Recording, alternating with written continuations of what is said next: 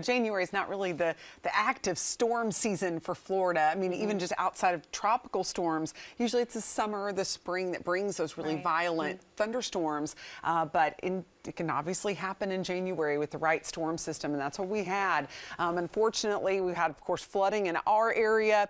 I mean, winter weather up to the north with this system, and we're still getting some wind behind it. You may have heard the howl of the wind last night in your neighborhood. It's going to settle down tonight, though, so that shouldn't wake you up again as we're looking at breezy conditions for the next several hours. Winds settle. We have a dry day Thursday. In fact, Thursday looks great if you need to get out and clean your yard up a little bit after all that rain. By Friday, though, more rain is back and a chance for some stronger storms as well. And then we'll have another chance for some rain, very small chance on Tuesday. That's going to be a much colder situation as we are going to be tracking some of the chilliest air of the year upcoming. But right now, no sign of snow for the upstate just yet, but we will keep you posted if we see any.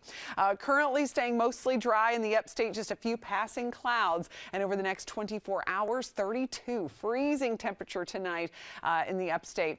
In the next several days, notice that we've got a couple of sunny ones, but in between there is our first alert because of the fact that we've got a system that's going to come in to bring colder air, and it's also going to have quite a bit of moisture with it. So our next big thing is tracking that system. So here's Thursday morning. Notice we stay nice and dry. Great day to enjoy some time outside. In fact, temperatures warm up a little bit too.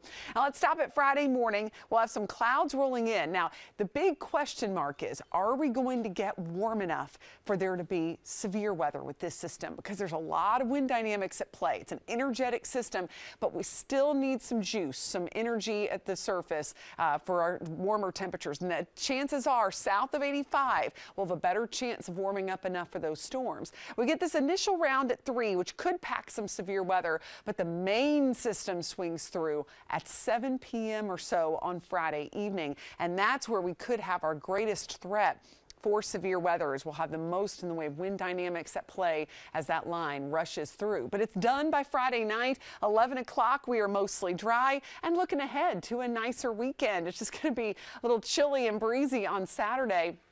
As we go to MLK Day, looking mostly dry, may have a few extra clouds toward late in the day. And then by Tuesday, a slight chance for some rain. A system that's kind of moisture starved is going to be swinging through the southeast. It's one to watch, but right now, no indications we're going to get snow out of it in the upstate, even though it'd be close when it comes to temperatures. It does look like we'll get some snow in the mountains out of it. Look at that high on Tuesday and just in the 30s as we get that potential snow in the higher terrain.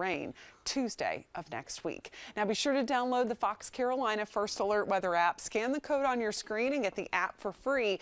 And that way you can get updates on not only the rain and storms for the end of the week, but also the cold air that's coming and the potential for maybe winter weather at some point in the next several weeks. We'll be the first to let you know on the First Alert Weather app if we see any sign of those flakes for the upstate.